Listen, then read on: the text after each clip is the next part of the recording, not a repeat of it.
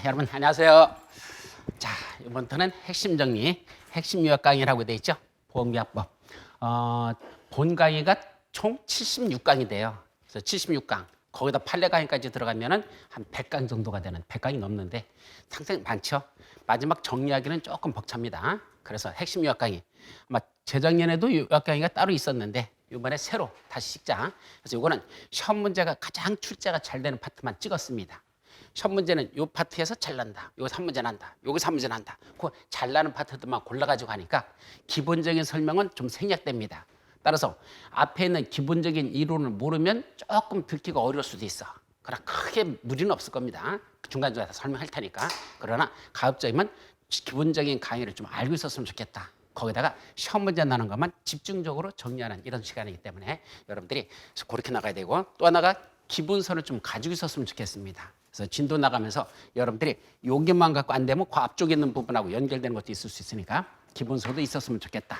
그러나 자료는 별도로 다 이렇게 만들어서 드리기 때문에 이건 여러분한테 올려집니다. 이거 별도로 이 자료로다 한 38페이지 되던가요? 올해 37페이지 1주차 강의입니다. 그래서 총 5주차가 이런 식으로 매주 자료가 만들어서 나갈 테니까 그거 보고, 이거는 강의용으로 다 따로 만든 겁니다. 이거하고 똑같진 않아요.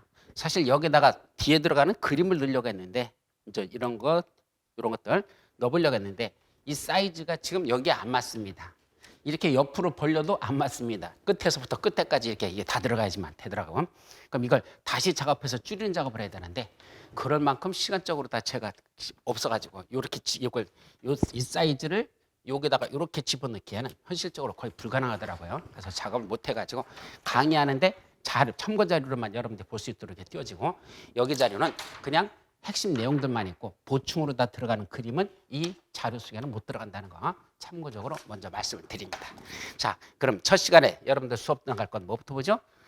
보험계약법 전체적인 게 무엇인지 한번 간단하게 정리합니다. 이거는 기본 강의 첫 시간 때 했던 거거든요. 근데 이번엔 더 간단하게 정리해보죠. 먼저 보험계약법이라는 건 뭐와 관련된 거죠? 보험계약을 체결한 거와 관련된 법이다. 이게 보험계약법이야. 보험계약과 체결과 관련된 법이다.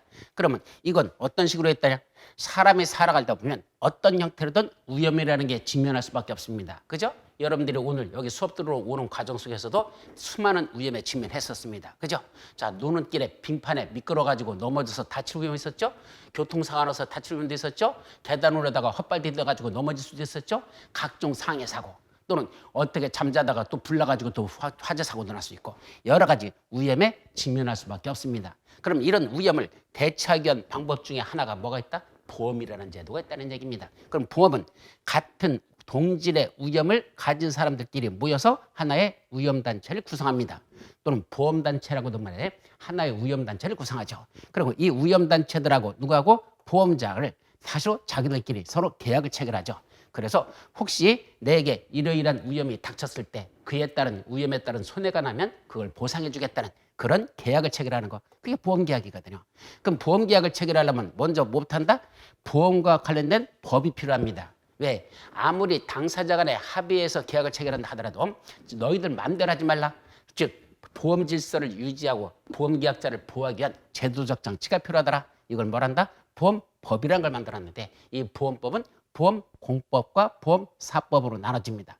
이때 보험공법이란 보험 국가나 지방자치단체는 행정청이 국민들 보고 함부로 하지 못하게 규제하는 법이 공법이에요. 그래서 공법은 수직적 관계입니다. 국가가 국민들 보고 니들 마음대로 하지 마라 라는 규제하면 그게 공법적 성격이죠. 사법은 수평적 관계입니다. 즉 보험자고 보험계약자고 둘이 니들끼리 이렇게 하라 저렇게 하라 지들끼리 하겠다는 합의문서, 그때 너희들이 그렇게 해도 이렇게 하는 거에 대해서 규제하는 거죠. 수직적 관계가 아니라 수평적 관계를 갖다 다루고 있는 법, 이거는 보험사법. 수직적 관계를 다루고 있는 보험공법. 그럼 공법의 대표적인 게 뭐죠? 바로 여러분들 시험범위에 들어가는 보험업법, 보험업법. 이거는 보험공법적 성격을 갖습니다. 즉 국가가 누구 보고? 보험회사들 보고 니들 마음대로 하지 마 라고 규제하는 것을 대부분 다루고 있죠. 반면에 보험사법은 이거야. 너희들끼리 계약을 체결하고 그 계약이 유지되는 과정에서 발생할 수 있는 각종 문제들이 있는데 그 문제들이 발생했을 때는 이럴 때는 이렇게 해결하라, 저럴 때는 저렇게 하라 라는 그런 걸 만들어 놓은 것들, 이게 바로 보험사법인 것이죠. 그래서 대표적인 거 보험계약법은 보험사법의 영역에 들어갑니다. 자, 그럼 보험계약을 체결하려면 누가 있어야 된다? 계약의 당사자가 있어야 됩니다. 이때 계약의 당사자라고 하는 건 보험계약을 체결하는데 누구랑 누구랑 할 것이냐. 그게 당사자야. 그러면 이쪽 보험자가 있고 그 계약을 체결하는 상대방 보험계약자가 있습니다. 이 두 사람을 뭐라 부른다? 보험계약의 당사자라고 부르죠. 그럼 보험계약 체결할 때 두 사람만 있을까? 아니야. 그와 관련된 사람들이 또 있습니다. 첫째는 보험을 모집하는 쪽에서 본다면 보험을 모집해오는 쪽이 이제 누구겠다? 보험회사 임직원들만 있는 게 아니고 따로 별도의 조직으로서 뭐가 있다? 보험 대리상, 보험 설계사라는 조직이 보험 모집과 관련된 사람들이죠. 또 누구도 있다? 보험의, 의사도 있습니다. 이때 보험인은 임보험이라는 보험계약을 체결할 때 그 신체검사라는 경우가 있어요. 자, 보험에 가입하려고 하는 사람의 신체검사를 하죠. 그때 이 사람이 정상적인지 아니면 몸에 이상이 있는지를 보험회사가 그 병원에 보냅니다. 의사한테 보내죠. 그리고 의사가 그 사람을 진단해가지고 이 사람은 보험 가입시키는데 문제가 없어요? 아니, 이 사람은 안 돼요? 라는 걸 보험회사에게 조언을 해주는 이런 보험자하고 의사하고 계약을 체결해서 그 피보험자라는 그 보험에 가입하는 사람의 신체검사를 담당하는 사람, 보험의도 있죠. 자, 보험계약자 쪽에서는 누가 있단다? 여기 피보험자도 있고 보험 수익자도 있습니다. 이때 피보험자란 손해보험이란 보험하고 임보험이란 보험 둘에서 나눠지거든요. 이때 피보험자는 손해보험에서의 피보험자, 임보험에서의 피보험자 둘로 나눠지죠. 이때 손해보험에서 피보험자는 바로 보험금 청구권을 갖는 자입니다. 이 건물을 내가 소유하고 있습니다. 그럼 이 건물에 화재가 발생하면 누구한테 손해가 나는 거야? 소유자는 내가 손해를 보죠? 그럼 내가 보험의 피보험자가 되는 겁니다. 따라서 나중에 손해가 발생했을 때 그걸 보험금으로 받겠다. 보험금 청구권을 갖는 자, 손해보험에서는 피보험자가 바로 보험금 청구권을 갖는 자를 말하죠. 반면에 임보험에서는 피보험자는 이 사람이 죽거나 다치거나 병에 걸리면 그때 보험금을 지급하겠다. 이런 식입니다. 따라서 임보험에서 피보험자는 그 사람이 죽거나 다치거나 병에 걸려야 됩니다. 그걸 뭐라 하죠? 바로 보험의 목적이죠. 그 사람이 죽거나 다치거나 병에 걸린다. 그때 그 사람을 뭐라 부른다? 임보험에서는 피보험자랍니다. 그래서 임보험에서의 피보험자란 한마디로 피보는 자를 말한다. 피보는 자야. 그 사람이 죽거나 다치거나 병에 걸려야 돼. 그러면 그걸 피보험자란다. 그럼 보험금을 받는 자는 따로 있습니다. 손해보험에서는 피보험자가 보험금 청구권자죠. 임보험에서는 누구다? 보험 수익자. 바로 수익자란 말을 따로 씁니다. 따라서 임보험에서만 보험 수익자란 말을 따로 씁니다. 보험금 청구권을 갖는 자, 보험 혜택을 받는 자, 이 자를 보험 수익자라 부르죠. 이런 자들이 있단다. 그런데 보험계약을 중개해 주는데 가운데 보험중개사라는 사람이 있습니다. 그런데 이 보험중개사는 어떤 권한을 갖다냐? 원래는 계약 체결을 중개만 해주는 자입니다. 그런데 실무상에서는 보험계약자의 대리인의 역할도 할 수 있습니다. 다시 말하면 보험계약자가 어떤 물건을 하나 가지고 있는데 이걸 보험에 가입하려고 그래. 그럼 어느 보험회사에 가입해야 가장 좋은 조건으로 가입할 수 있을까? 계약자 측에서는 잘 모르잖아. 그럼 누구한테 의뢰를 하죠? 보험중개사한테 의뢰를 합니다. 내가 이러이러한 물건에 대해서 보험에 가입하려고 하는데 이것 좀 받아줄 만한 가장 좋은 회사가 어디 있는지, 보험료도 저렴하면서 보장은 가장 많은 곳, 그것 좀 확인해 주세요. 그럼 보험중개사가 각 보험회사들하고 다 컨택을 하죠. 그래서 만나가지고 이 사람의 이런 물건을 너희들이 받아준다면 어떤 조건에 얼마의 보험료를 받아줄래? 라는 걸 컨택을 해서 협상을 합니다. 그래서 한쪽과 협상이 마음에 안 들어. 다른 데 가가지고 또 조건하죠. 그러면 각종 경쟁을 붙여버리면 보험료를 다운시킬 수 있고 보장을 더 많이 받을 수 있죠. 자, 그런 것들을 누가 해준다? 보험계약자를 위해서 보험중개사가 그런 역할을 해줍니다. 그러나 법적으로는 보험중개사는 보험자와 보험계약자의 가운데 있는 가운데서 중개 역할만 하지 원칙적으로는 보험계약자 편도 들어서도 안 되고 보험자 편도 들어서는 안 된다라는 게 법적인 뜻입니다. 그러나 보험중개사를 만든 가장 큰 이유는 계약자를 보호하기 위해서 만든 거든, 계약자 측에서 어떤 상품을 가입하는 게 좋은지 잘 모르니까 여러 보험회사하고 컨택을 할 수 있는 그 능력을 가지는 보험중개사를 두도록 함으로써 실질적으로는 보험중개사는 보험계약자 편을 드는 일을 위치했단다. 따라서 보험중개사는 보험계약자의 대리인이 될 수 있다라는 게 중심입니다. 자, 여기까지가 사람과 관련된 것들. 자, 그럼 보험계약을 체결하자. 그럼 계약을 체결하려면 보험계약자에 뭐가 있어야 됩니까? 청약이라는 게 있어야 됩니다. 내가 보험에 들려가니까 내 이러이러한 당신들이 만든 보험 상품이 마음에 들거든요. 이 상품에 내가 가입하려고 하니까 내 거 받아주세요. 라는 걸 보험계약자의 청약이라고 하지. 그럼 보험자가 그 내용을 심사합니다. 심사 가지고 이상 없어? 받아줘도 괜찮겠어? 사고 날 가능성이 별로 없을 것 같아. 그러면 보험자가 오케이 하고 받아주면 그때 보험계약은 뭡니까? 성립합니다. 그래서 보험계약은 청약과 승낙에 의해서 보험계약은 성립한다. 청약과 승낙에서 보험계약을 성립합니다. 근데 이때 계약 성립과 관련해서 승낙의제, 승낙전 보호제도라는 그 두 가지가 있습니다. 즉 계약이 성립되기 전에 두 가지 중요한 내용이 있습니다. 첫째, 승낙의제는 뭐냐? 원래는 청약이라고 할 때는 이건 불료식 낙성 행위이기 때문에, 다시 말하면 어떤 형식을 갖추지 않는 행위이기 때문에 청약이라는 건 그냥 말로 해도 좋고 서면으로 해도 좋고 다 가능합니다. 그때 반드시 보험료를 내야 됩니까? 원칙적으로 청약할 때 보험료 내는 건 아닙니다. 원래는 보험계약이 성립되고 나서 지체 없이 약정한 보험료를 납입을 해야 되는 게 원칙인데, 이때 청약만 하는 게 아니라 그때 더불어 보험료를 같이 내는 경우도 있습니다. 그럼 보험료를 같이 냈으면 보험료를 같이 낸 사람을 보호하자는 얘기입니다. 어떻게 보호한다? 원래는 청약에 대해서 보험자로부터 아무런 말이 없으면 그때는 승낙한 게 아니라 승낙을 거절한 거로 보는 게 원칙이겠죠. 왜? 내가 당신 보험 상품에 가입하려고 하는데 받아줄래요? 라고 했더니 보험회사가 뭐랍니까? 아무런 말이 없습니다. 그럼 아무런 말이 없다는 건 받아준다는 거예요? 안 받아준다는 거예요? 안 받아준다고 해석하는 게 원칙이겠죠. 그런데 청약할 때 뭐를 같이 냈습니까? 보험료를 같이 냈다는 얘기입니다. 그런데 보험자로부터 아무런 연락이 없습니다. 그럼 어떻게 될까? 그때는 일정한 기간이 지나면 승낙한 것으로 본다라는 제도를 만들어 놓은 겁니다. 즉 청약만 한 게 아니라 청약에다 보험료를 같이 냈을 때만 어때? 다른 약정이 없으면 30일 이내에 승낙할 것인지 거절할 것인지, 그걸 납부라고 하는데, 납부의 통지를 해야 되는데 만약에 30일 이내에 납부 통지를 안 했다? 그러면 30일이 지나버리면 뭐 한 것으로 본다? 승낙한 것으로 본다. 이걸 승낙의제라고 합니다. 여기 의제란 말은 무슨 뜻이다? 뭐뭐 한 것으로 본다. 간주란 뜻과 같아요. 그래서 간주의제, 그건 뭐뭐 한 것으로 본다라는 뜻인데, 어쨌든 승낙한 거로 보는 제도. 즉 청약과 함께 보험료를 같이 냈다. 원칙적으로 다른 약정이 없으면 30일 내에 납부의 통지를 발송해야 되고, 보험자로부터 30일 내에 아무런 말이 없다. 31일째 되는 날 승낙한 것으로 본다. 이런 뜻이죠. 자, 승낙전 보호제도라는 건 청약과 함께 보험료를 같이 냈다 하더라도 원래는 보험자가 승낙하지 않으면 계약이 성립되지 않은 거거든. 그건 승낙도 안 했으니까, 계약이 성립되지 않았으니까 그 전에 이 사이에서 보험사고가 발생하면 보험자는 원칙적으로 보상 책임이 없어야 됩니다. 왜? 승낙도 안 했는데 어떻게 책임을 집니까? 그래, 알았어, 네 거 받아줄게 라고 승낙을 했어야 그 이후에 발생하는 사고에 대해서 보상 책임을 지는 게 원칙인데, 여기다 하나의 예외를 만들어놨죠.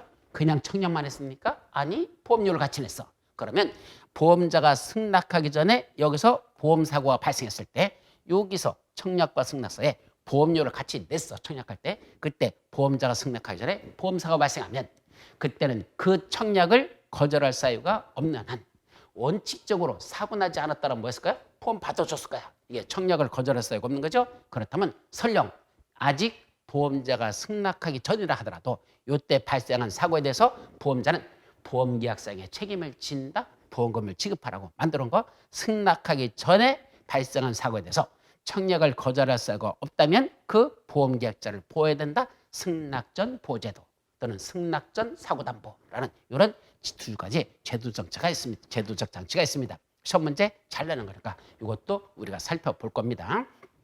자, 그다음에 보험계약이 일단은 성립되는 과정에서 이제 각종 보험자의 의무가 있고 보험계약자 측의 의무들이 있습니다. 자, 어떤 의무가 있을까? 첫째, 보험계약이 체결되는 이 과정 속에서 보험자는 보험약관을 교부하고 중요한 내용을 설명해야 됩니다. 약관을 교부할 것, 그 약관에 중요한 내용이 있으면 그건 계약자한테 설명해야 될 것, 이걸 보험약관에 교부 설명을 한다.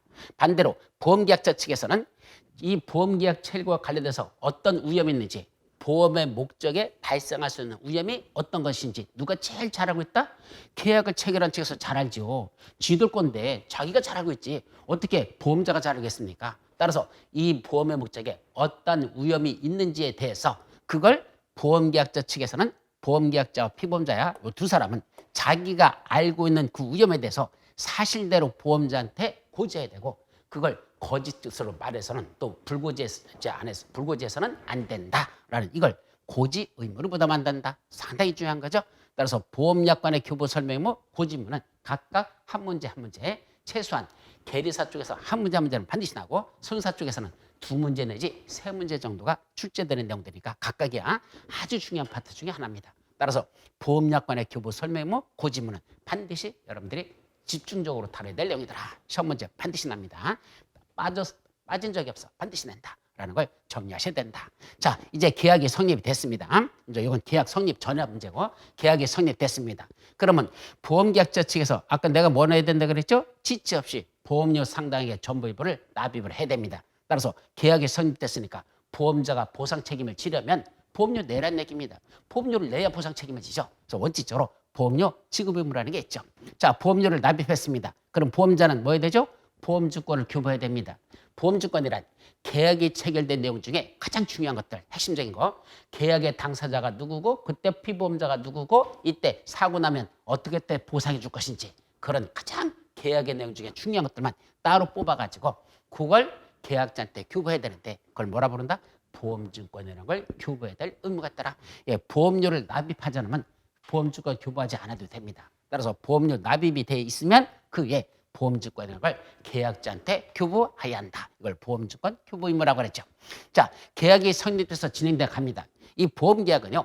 우리가 일반적인 물건 사는 거하고는 달라요. 자, 우리가 이런 책을 한 권 사면 어떻게 되죠? 그냥 책 산 거로 끝이야. 일회성 계약을 하죠. 계약 체결하면 여기에 하자가 없는 한 계약 성립되고 나면 계약은 종료된 겁니다. 끝난 겁니다. 근데 보험계약은 그렇지 않습니다. 왜요? 계약이 성립됐다고 끝나는 게 아니고 이거는 일정 기간 동안 보험사고 발생하는 걸 보험자가 보상해주는 기간이라는 게 있습니다. 그 보험사고가 발생하면 보험자가 보상해주는 기간 뭐라 부른다? 보험기간이라고 합니다. 그래서 보험기간이란 보험자가 보상 책임을 지는 기간이라고 돼 있죠. 그 기간 내에 보험사고가 발생한다면 보험자가 보상해주겠다. 그러다 보니까 보험기간은 일정한 시간으로 나타납니다. 요 때부터 시작돼서 요 사이에 사고가 났단다. 보험자가 보상해줄게. 이런 계약을 무슨 계약을 한다? 이걸 일회성 계약이 아닌 계속 계약이라는 용어를 쓰죠. 그래서 그건 보험계약은 한마디로 계속 계약의 성격을 갖습니다. 그럼 계속 계약이다 보니까 중간에 위험이 계약 체결 당시와 다르게 바뀔 수도 있다는 얘기죠.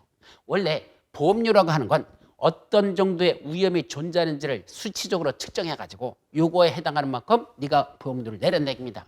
위험 요소가 낮으면 보험료 적게 낼 것이고 위험 요소가 높아요? 보험료 많이 내라. 이걸 객관적으로 증명하는 게 바로 보험료인데 계약 체결 당시에 보험료를 냈다는 얘기는 어느 정도 위험이 있는지를 평가해서 그거에 해당하는 만큼 보험료를 냈잖아. 그럼 계약이 끝날 때까지 어떻게 하라는 얘기야? 원칙적으로 그 위험을 그대로 유지해 가야 된다. 이게 원칙이라는 얘기입니다. 그런데 중간에 어떤 천재지변이나 또는 제3자에 의해서 위험이 현저히 변경 또는 증가되는 경우가 있습니다. 그럼 위험이 현저히 변경 증가된 사실을 보험계약자나 피보험자가 알았으면 보험자한테 지체 없이 그 사실을 통지하랍니다. 알았으면 알리랍니다. 그럼 보험자는 그 통지 받았죠? 그럼 보험료 증액을 더 요구할 것인지 왜? 위험이 높아진 것만큼 보험료 내라. 이거는 사고 날 가능성이 너무 높아. 안 되겠다. 나 계약 해지하려다. 그 통지를 받은 보험자는 보험료 증액을 청구하거나 보험계약을 해지할 수 있는 이런 제도들 위험 변경 증가의 통지무라는 것도 있고요. 또 하나 보험계약자나 피보험자나 저 보험수익자 이 세 사람이 자기들의 고의 또는 중대한 과실로 위험을 현저히 변경 증가시켜서는 안 된다는 얘기입니다. 너희들이 체결할 때 위험이 이 정도였으면 계약이 계속 그대로 가야 되는데 그걸 니들 스스로 고의나 또는 중대한 과실로 위험을 증가시켜서는 안 된다. 위험 유지만 하겠더라. 그걸 위반했다. 보험자가 그 사실을 알았죠. 그러면 그때는 뭐 할 수 있습니까? 역시 위험이 그렇게 높지는 않아. 그렇게 크겠지 않아. 근데 증가된 건 사실이야. 그럼 더 증가된 것만큼 추가 보험료 더 받아야 되겠죠? 보험료 증액을 청구할 수 있고 아니면 너무 위험이 커. 안 되겠어. 이건 사고 나면 보험금 왕창 나가야 되니까 안 되겠다. 계약을 해지할 수 있다. 즉 위험이 보험계약자 측의 고의나 중대한 과실로 현저하게 변경 증가된 사실을 보험자가 알았으면 보험료 증액을 청구할 수도 있고 보험계약도 해지할 수 있는 이런 제도적 장치 위험 유지무라는 걸 두고 있습니다. 자, 계약이 쭉 진행되다가 중간에 일정한 사유가 있으면 보험계약이 뭐 된다? 해제된 거로 보는 경우도 있습니다. 즉 계약이 성립되놓고 다른 약정이 없으면 2개월 이내에 뭐 내죠? 보험료 내야 돼요. 다른 약정 없으면 2개월 이내에 보험료 내란 얘기입니다. 안 냈어요? 그 계약은 자동적으로 해제된 것으로 본다. 예, 해제라는 건 해지하고 달라요. 해제라는 건 원점으로 돌아가서 처음부터 계약의 효력이 없어지는 겁니다. 자, 우리들이 보험계약 체결했어. 내가 보험자입니다. 보험계약자입니다. 그래놓고 보험료를 안 냈습니다. 물론 외상보험을 할 수도 있어. 뭐 3개월 후에 보험료 줄게. 6개월 후에 보험료 줄게. 그래서 뭐 그러자라고 약정하면 이게 외상보험이죠. 그거는 상관없습니다. 근데 그런 별도의 약정이 없는데도 불구하고 몇 개월이 지났다? 2개월이 지날 때까지도 보험료를 안 내시더라는 얘기입니다. 그때는 그 계약은 별도의 의사표시가 필요 없이 뭐 된 거로 본다? 해제 된 것으로 본다라고 했습니다. 그럼 해제되면 효력이 어떻게 된다? 원점으로 돌아가서 사라진 겁니다. 따라서 처음부터 그 계약은 없었던 거로 보는 거죠. 그러면 계약 체결했던 거 괜히 시간 낭비한 거지. 너하고 나하고 모르는 사이야. 빠빠이 빠이빠이 끝나는 겁니다. 그것이 해제된 거로 본다. 자, 해지는 뭐죠? 자, 보험계약이 성립될 때 일부 어떤 문제점이 있거나 또는 중간에 어떤 사유가 문제점이 발생하면 그때는 그 계약을 종료시키는 겁니다. 따라서 해지는 원칙적으로 장래에 대해서만 효력이 발생하는 게 해지 효력입니다. 해제는 원점으로 돌아가서 사라지는 거지만 효력이 없어지지만 해지는 해지한 순간부터 원칙적으로 장래에 대해서 이 계약은 종료된 거다. 더 이상 효력이 없다라는 건 원래 해지입니다. 아까 여기서 고지무 위반 사실을 보험계약자 측에서 알았습니다. 보험자가 알았습니다. 당신 보험계약 체결할 때 어떤 위험 요소가 있다는 걸 너 알고 있었잖아. 그런데 왜 안 알렸어? 안 알렸죠? 그러면 나중에 보험자가 그 사실을 알았다? 그 보험계약을 뭐 할 수 있다? 해지할 수 있다. 예, 보험자도 해지할 수 있죠. 거꾸로 보험계약자도 해지할 수 있는 경우가 있어요. 어떤 경우일까요? 아니, 보험료가 부담이 돼. 옛날에 계약 체결 당시에는 내가 이 정도 내는 건 부담이 없었는데 사는 게 요새 코로나 이거 발생하고 나서는 수입도 안 들어오고 도대체 힘들어서 안 되겠어. 아니, 나 그만할래요. 그때도 보험계약을 뭐 할 수 있다? 해지할 수 있다. 보험사고 발생 전에는 보험계약의 전부 또는 일부를 언제든지 해지할 수 있다라고 돼 있으니까 나 사고 나기 전이니까 나 보험계약 그만할래요 라고 해지도 가능하더라. 이와 같이 해지는 원칙적으로 장래에 대해서 효력이 발생합니다. 근데 예외가 있어요. 일정한 경우에는 원점까지는 아니고 일정한 보통 보험사고 발생이 여기서 발생했다면 사고 났은 시점까지만 소급해가지고 거기서부터 해지 효력을 발생시키죠. 해지는 지금 했는데 지금부터 장래된 효력이 아니고 해지하기 직전 일정 시점 전부터 해지된 거로 보는 이런 제한적 소급효라고 하는데 소급이라는 건 돌아간다는 뜻인데 원점인 계약 체결 시점으로 돌아가는 게 아니고 요 보험사고 발생한 시점까지만 돌아가서 보험사고 나기 0.001초 전에 해지된 거로 본다. 이런 뜻으로 해석하는 게 있어요. 그럼 사고 나기 직전에 해지된 거로 보면 이 사고 난 것에 대해서는 보험자가 보상 책임을 진다 안 진다? 안 진다는 얘기죠. 해지하면 보험자가 보상 책임을 지지 않는 거니까. 따라서 사고 나는 시점 그때 해지된 거로 봄으로써 보험자는 아예 보상 책임을 지지 않는 경우가 있는데 이걸 해지의 제한적 소급표라는 게 있단다. 그건 진도 나가면서 일부 나올 테니까 그때 보도록 하죠. 자, 상법에서 취소는 딱 한 군데밖에 없습니다. 해제도 아까 한 군데 있고 취소도 딱 한 군데만 있습니다. 이때 취소는 어떤 경우죠? 보험 계약 체결 당시에 보험자가 보험 약관을 교부하고 중요한 내용을 설명하기로 했었잖아. 근데 약관의 중요한 내용을 설명했습니까? 안 했습니까? 안 하고 약관에서 그러고선 넘어갔다는 얘기입니다. 나중에 계약이 체결되고 나서 성립되고 나서 보험계약자 측에서 그때 알았어. 뭐야, 보험 상품에 뭐 요땀시로 싸가지 없는 규정이 들어있어. 나 이런 거 들어있는 줄 알았어. 그러면 나 보험 안 들었어 라는 게 있을 수 있죠. 이런 내용이 들어있는 줄 알았더라면 나는 보험계약 체결하지 아니했을 거야 라는 사항을 보험자가 숨기는 경우가 있죠. 왜 그러죠? 여러분들 물건을 팔더라도 처음에는 사람들한테 물건 팔을 때는 좋은 것만 보여줍니까? 현찮은 것도 보여줍니까? 좋은 것만 보여주잖아. 이렇게 보니까 아이고 이거 상품 되게 좋으네 하고 샀어. 집에 가서 열어보니까 웬걸 위에만 좋은 거 있고 밑에는 현찮은 거 수들었죠. 제일 많은 게 뭐죠? 딸기 살 때. 저는 제일 찜찜한 게 그겁니다. 요새는 그렇지 않은 것도 많던데 옛날에 보면 딸기 보면 위에는 아주 먹음직스럽고 좋은 거 써놓고 밑에 보면 다 오래된 것들 막 짓는 물른 것들 그죠? 조그만 것들 이런 것들 밑에다 쭉 깔아놓고 위에만 좋은 거 다 덮어놓는 이런 싸가지 없는 상품 파는 경우가 있습니다. 보험 상품도 그럴 수 있다는 얘기죠. 겉으로 볼 때는 참 좋은데 다만 뒤에 봤더니 뭐가 제일 문제되죠? 보상하지 아니하는 손해 즉 면책 사유가 있어요. 보상하지 아니한 손해라고 해서 이럴 때는 보상하지 아니합니다라는 게 들어있는데 그 내용 보니까 뭐야 보상 이렇게 줄게요라고 앞에는 해놓고 뒤에 가서 뭐다 다만 요거는 보상하지 않습니다. 요럴 때는 보상하지 않습니다. 요럴 때는 보상하지 않습니다. 보상하지 않는 게 수두룩하게 들어있다는 얘기죠. 그럼 그런 게 있을 줄 알았더라면 뭐야 이거 겉에만 화려하지 진짜 속에 보니까 이럴 때도 보상 안 받고 저럴 때도 보상 안 해주고 뭘 보상해 주겠다는 거야? 뭐 이런 싸가지 없는 상품이 있어. 이럴 수 있잖아. 그걸 보험계약자한테 설명하지 않았죠. 약관에 들어있는 내용인데 설명 안 했죠? 보험계약이 체결된 날로부터 성립된 날부터 3개월 이내에 보험계약자는 그 계약을 뭐 할 수 있다? 취소할 수 있다. 즉 보험계약 취소는 보험약관을 교부하고 그 중요한 내용을 설명했어야 되는데 그걸 안 했을 때 보험자가 위반했죠? 계약자는 계약이 성립된 날로부터 3개월 이내에 그 계약 내용을 보고 나서 그때 알고서는 아야 나 이거 필요 없어. 다시 계약을 취소할 수 있는 취소라는 게 있더라. 자, 무효 사유는 여러 가지 있어요. 그래서 상품에서 무효라는 게 뭐죠? 아예 처음부터 계약의 효력이 없는 거. 계약이 성립은 됐어. 성립 요건과 효력 발생 요건이란 둘로 나눠집니다. 일단은 계약은 뭐부터 해야 돼? 성립이 돼야 되고 그 다음에 효력이라는 게 발생한다. 이렇게 나눠지는데 계약은 성립은 됐는데 처음부터 아예 효력이 발생하지 못하는 것 이걸 뭐라 부른다? 무효라고 하고 무효 사유가 몇 가지가 있더라. 이렇게 계약이 체결되고 나서 중간에 이런 변동상을 겪을 수 있더라. 이건 무슨 계약이기 때문에 그렇다? 계속 계약의 성격을 갖기 때문에 이런 식으로 문제점이 발생하면 그때마다 그런 일정한 효과가 발생하더라. 자, 그래서 보험계약이 여기서 종료가 됐습니다. 계약이 끝났습니다. 자, 그러면 보험자는 일부 보험료를 반환해야 되는 경우도 있죠.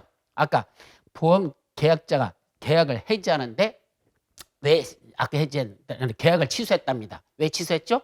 약관을 교부하고 중인 내용을 설명했어야 되는데 안 했으니까 보험계약자 측에서 그 사실을 알고 계약을 취소해버렸습니다. 그럼 보험료 어떻게 되죠? 받았던 보험료 다 토해내야 됩니다. 이렇게 보험료 반환을 명령했더라. 또 하나 임보험에서만 보험 적료 적립금 또는 보험 적립금이라고 그래요. 옛날에는 보험료 적립금, 요새는 보험 적립금. 근데 출제원마다 다 달라. 어떤 때는 보험료 적립금이라고, 어떤 사람은 보험 적립금이라고 하는데 요새는 보험 적립금이라고 쓰는 출제위원들이 들어가고 있는 것 같습니다. 그래서 이때는 요자를 빼고서 쓰자. 보험 적립금 반환을 명령했더라. 이게 뭘까요? 임보험에서만, 임보험이야. 손해보험에서는 없습니다. 임보험에서 보험계약이 일정한 사유로 해지가 되거나 취소되거나 무효가 되거나 또는 면책사유에 해당한다 하더라도 보험 수익자한테 주려고 적립하는 금액이 있어요. 임보험에서는 그 보험 수익자에게 주려고 적립했던 금액을 나중에 계약이 해지되거나 취소되거나 무효가 되거나 또는 그 계약이 해지되거나 무효가 되거나 또는 면책사유에 해당한다 하더라도 그렇다 하더라도 보험계약자한테 그 금액을 일부 반환해 주는 게 있더라. 면책인데도 불구하고 요거는 돌려줘라 라는 게 있습니다. 이걸 보험 적립금 반환 의무라는 게 있더라. 같이 보험료 반환 의무, 보험 적립금 반환 의무라는 걸 보험자가 줘야 되는 의무 속에 들어있더라 이거죠. 그러다 가다가 중간에 보험계약을 뭐 할 수도 있습니까? 부활시키는 것도 있습니다. 여기서 계약이 해지가 됐습니다. 그런데 죽은 보험을 다시 살리는 거. 보험계약의 부활이죠. 어떤 경우에만 인정되죠? 자, 계속보험료를 알고 있어요. 계속보험료라는 건 일시납보험료가 아니고 상대적인 개념이야. 일시납이 뭐죠? 1년 동안 보험에 가입하면 1년치를 한꺼번에 다 내는 거. 이게 일시납이죠. 보통은 자동차 보험 같은 게 일시납이 원칙인데 약정에 따라서 따로 분할납 보험료도 가능해. 두 번으로 나눠서 내는 것도 가능하고 아니면 1년치를 한꺼번에 내는 것도 가능합니다. 그때 나눠 내는 걸 분할납 보험료, 한꺼번에 내는 걸 일시납 보험료라고 하는데 이때 어떤 경우에 따라 보통은 생명보험 같은 데서 말이죠. 장기보험. 장기보험에서 보험료를 내는 걸 매달 낸다. 월납. 그죠? 아니면 1년에 한 번씩 낸다. 그건 연납. 그래서 연납으로 내는 건 매년 한 번씩 내는 거. 월납 매달 내는 거. 그럼 통상적으로 임보험에서는 월납이 참 많아요. 매달 내죠. 크게 부담되지 않을까? 뭐 한 3만 원, 5만 원 이 정도를 매달 내겠다. 이렇게 내는 게 그게 계속보험료입니다. 근데 보험료를 내다가 중간에 보험료를 안 내는 경우가 있습니다. 계속보험료 미납이라고 하죠. 그러면 보험자는 계약자한테 최고를 해야 됩니다. 이때 최고라는 건 독촉장을 보내는 거야. 귀하께서 매달 며칠 날 보험료 내기로 약정을 하셨었는데 쭉 내오시다가 지난달 그 약정한 날짜에 보험료를 안 내셨습니다. 보험료를 미납하셨습니다. 따라서 혹시 알고 계신지 미납했으니까 언제까지 보험료 내시기 바랍니다. 그때까지 안 나면 이 계약 뭐 할 수밖에 없다? 해지할 수밖에 없음을 양지해 주시기 바랍니다. 라는 최고 독촉장을 보냅니다. 그걸 여기서 뭐라 부른다? 최고라고 하죠. 그럼 상당한 기간을 정해서 최고를 했는데 그 기간 내도 보험료 안 냈어. 그럼 그 보험 계약은 뭐 된다? 해지할 수밖에 없습니다. 그래서 계약은 종료가 됐어. 바로 계속보험료 미납으로 계약이 해지됐을 때만 그때 일정 시점이 지나가지고 보험계약자가 이제 형편이 좀 낮아가지고 전번에는 보험료가 낼 돈이 없었거든. 그래서 힘들어가지고 안 냈다. 해지당했는데 나중에 다시 계약을 살리고 싶어. 아니면 어떤 경우도 있죠. 나이가 먹어서 또 보험 들려고 했더니 뭐야 이거 나이 먹어서 이제는 안 받아준대. 그런 것도 있어. 그러면 종전에 가입했던 보험계약을 일정한 기간 내에 다시 되살릴 수 있는 제도. 이거를 보험계약의 부활이라고 한단다. 자, 그래서 계약이 쭉 이제 진행돼 갑니다. 가다가 드디어 뭐가 났다? 보험 사고가 발생했습니다. 보험자가 보상해주는 보험 사고가 발생했죠. 그럼 보험자는 무슨 책임진다?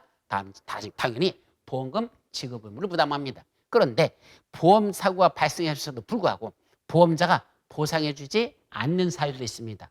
이런 거에 해당할 때는 보험금을 지급하지 않는다라고 돼 있죠. 이걸 뭐란다? 면책 사유라는 게 있더라. 요 면책. 그럼 면책 사유가 몇 가지가 있어요. 요거 해당하면 설령 보험자가 보상해주는 보험 사고가 났다 하더라도 면책 사유에 해당하면 보험자는 보험금을 지급할 책임이 없다라는 면책 사유도 상당히 중요하죠. 어쨌든 면책 사유에 해당하지 않으면 뭐 된다?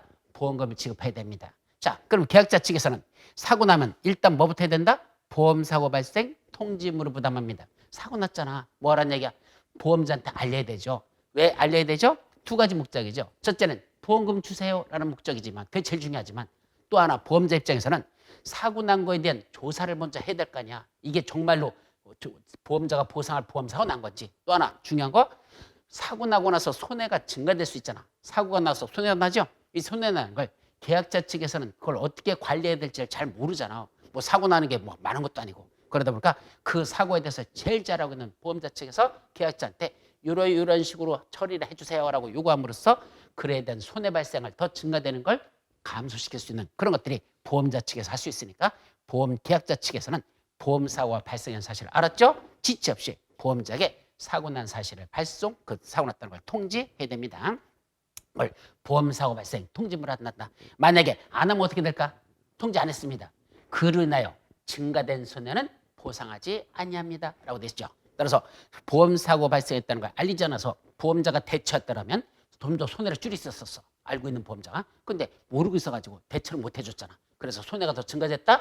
그건 보험계약자 네 책임이고 그에 대해서는 증가된 손해는 보상하지 않습니다. 이때 조심할 건 증가된 손해를 보상하지 않는 거지 손해를 보상하지 않습니다라고 하면 틀려버려요. 그럼 보험금은 주긴 줘야 돼. 근데 증가된 손해만큼 빼고 원래 통지에 따르면 그래도 발생한 손해 이거는 지급해야 된다라는 뜻이라는 걸 새겨 듣기 바랍니다. 자, 또 손해보험에서만 손해방지물이라는 게 있습니다. 이 손해방지물은 뭐냐면 자, 건물 같은 거 화재보험에 들어놨죠. 어차피 화재 나면 보험금 받으면 되잖아. 그러다 보니까 화재가 발생했음에도 불구하고 보험사고가 발생했음에도 불구하고 그 손해 예방과 방지를 위해서 또는 경감을 위해서 노력할 의무를 안 하는 사람들이 있습니다. 나 보험 들어놨거든. 뭐 불타도 괜찮아. 보험금 받으면 되니까. 이런 안이한 생각하는 걸 막도록 하기 위해서 설령 자기가 보험에 가입했다 하더라도 보험에 가입하지 않았더라면 화재 같은 보험사고가 났을 때 가만히 있을까? 그거에 대한 불을 끄기 위한 최선의 노력을 다할까? 그 최선의 노력을 다해야 되겠죠? 그걸 무슨 의미를 한다? 손해방지물이라고 부여함으로써 네가 보험에 가입했다 하더라도 그 화재 발생 시 보험사고 발생 시 손해나는 걸 최대한 줄이기 위한 노력을 다해 주셔야 된다라는 의무를 손해방지물이라는 게 있더라. 자, 여기까지가 보험자하고 보험계약자 측에서 서로 양쪽에서 지는 각종 의무들이 쫙 관련되면서 이게 보험계약법 내용으로 쭉 전개돼 나갈 겁니다. 자, 이제 이쪽 밑으로 내려가서 보험은 크게 손해보험과 임보험으로 나눴죠. 손해보험 뭐죠? 일정한 물건이라든지 일정한 권리 같은 거 또는 그런 것들을 보험의 목적으로 해가지고 이런 건물 같은 거 또는 어떤 상품 같은 거 이런 것들을 보험의 목적으로 하는 건 손해보험이죠. 반면에 임보험은 사람을 피보험자라는 거죠. 그 사람이 죽거나 다치거나 병에 걸리면 이런 식으로 가입하는 걸 무슨 보험? 임보험이란다. 생명과 신체에 관련된 보험이 임보험이 됩니다. 그래서 물건과 주로 관련된 건 손해보험 영역이고 그와 관련돼서 여기 피보험이익이니 보험자 대인이 보험 목적의 양도 이거는 손해보험의 핵심적인 내용이고 임보험에서는 타인의 생명보험, 타인 위한 생명보험이라는 게 나오는데 이거는 나중에 본론 내용에서 살펴보도록 하고요. 그럼 우리 상법에서 규정하고 있는 손해보험의 종목은 6가지만 세부적으로 다시 나누고 있어요. 뭐 있다? 화재보험, 운송보험, 해상보험, 책임보험, 자동차보험, 보증보험. 머리쯤만 따서 화운, 해, 책, 자, 보. 화운, 해, 책, 자, 보. 6가지를 우리 손해보험의 종목으로서 상법에서 규정하고 있습니다. 그러면 손해보험은 6가지만 있을까? 아니에요. 실질적으로 팔려나가는 상품은요. 100가지도 넘습니다. 엄청나게 많습니다. 상품 만들어내면 만드는 게 다 보험 종목이야. 그런데 그 수많은 상품 종목을 다 상법에서 규정하기는 어려우니까 옛날부터 전통적으로 나오는 중요한 것들 6개 보험에 관한 내용들만 상법에서 규정하고 있죠. 그래서 이 내용들 하나하나도 우리 시험법에 들어갑니다. 자, 인보험에서는 크게 세 가지로 나눴습니다. 생명보험, 상해보험, 질병보험. 생명보험 뭐죠? 사람의 생명과 관련된 보험이죠. 생명은 두 가지가 있어요. 어떻게 나눈다? 원래 일정한 기간 내에 돌아가시면 보험금을 드리겠습니다. 이걸 무슨 보험이란다? 사망보험. 일정한 보험 기간 내에 돌아가셨어. 그러면 그에 따른 보험금, 사망보험금을 지급합니다. 또 하나 있어요. 일정한 기간 내에 살아계셨으면 그 기간이 끝날 때까지도 살아계셨으면 그에 따른 보험금도 지급합니다. 제일 많은 게 뭐죠? 장수 축하금이라는 게 있어. 60세까지 살아 계셔요. 그럼 보험금 줄게요. 그래서 60세 살았어. 그럼 빰빠라 한 번 울려주고 장수 축하금 얼마 드립니다. 라고 들어옵니다. 자, 오래 사셨으니까 보험금 주겠답니다. 그때까지 안 뒤졌으니까 보험금 주겠대. 그것도 생존보험이라는 게 있죠. 따라서 사망보험만 있는 게 아니야. 생명보험에는 돌아가셨을 때 주는 사망보험과 살아계셔서도 그것도 보험으로 주는 생존보험이라는 것도 있더라. 둘로 나눠져. 근데 사망과 생존을 같이 하는 혼합보험도 있어요. 즉 일정한 기간 내에 돌아가시면 사망보험 드릴 것이고 일정한 기간이 끝날 때까지도 살아계셨으면 그때는 생존보험을 드리겠다는 얘기입니다. 여러분들 어릴 때 엄마들이 참 많이 들어주는 게 있어. 여러분들 어릴 때 보험들 중에서. 그래서 초등학교 들어갈 때 그때 저 축하금으로 다 얼마 줄게. 그다음에 중학교 들어갈 때 얼마 줄게. 고등학교 들어갈 때 얼마 줄게. 대학교 입학할 때 얼마 줄게. 라는 이렇게 주는 게 있어요. 이게 무슨 보험이라고 하는지 아십니까? 교육보험이라는 게 있었어. 저희 어릴 때는 우리 때는 교육보험이라는 게 참 많이 들어줬었습니다. 그래서 애가 어느 정도 클 때마다 그때마다 조금씩 보험금 나오는 거야. 애가 커가는 걸 보면서 기쁨을 느끼잖아. 그러면서 그때 또 학교 들어갈 때 또 들어갔다 이렇게 할 때 그때마다 조금씩 받잖아. 그럼 그 돈 갖고 뭐 하죠? 예, 그날 맛있는 거 사주고 장난감 사주고 뭐 이렇게 해주면 되잖아. 하여튼 그렇게 받는 것도 무슨 보험이다? 생존보험입니다. 따라서 꼭 늙어서 돌아가시지 않았다가 아니라 젊었을 때도 이런 일 있을 때 이런 일 있을 때 이런 일 있을 때 주겠다. 그것도 살아계셔서 받는 거니까 그것도 무슨 보험? 생존보험. 사망보험과 생존보험을 합쳐서 뭐라 부른다? 생명보험이라고 한단다. 그리고 상해보험은 여러분들이 다쳤을 때 다치는 거야. 그때 보험금을 지급했다. 그건 상해보험. 여러분들이 병에 걸렸습니까? 그에 따라 지급하겠다. 뭐란다? 질병보험이란단다. 자, 이와 같이 우리 보험계약법에서는 무슨 내용을 다루고 있다? 이런 것들을 쭉 다루고 있는데 이런 내용들에 관해서는 지금부터 하나하나 그중에 시험 문제에서 가장 집중적으로 나오는 파트들 그것만 찍어서 지금부터 요약 강의로 들어가도록 할 겁니다. 아셨죠? 자, 잠시 쉬었다가 본론 내용 들어가도록 하죠. 쉬었다 갑니다.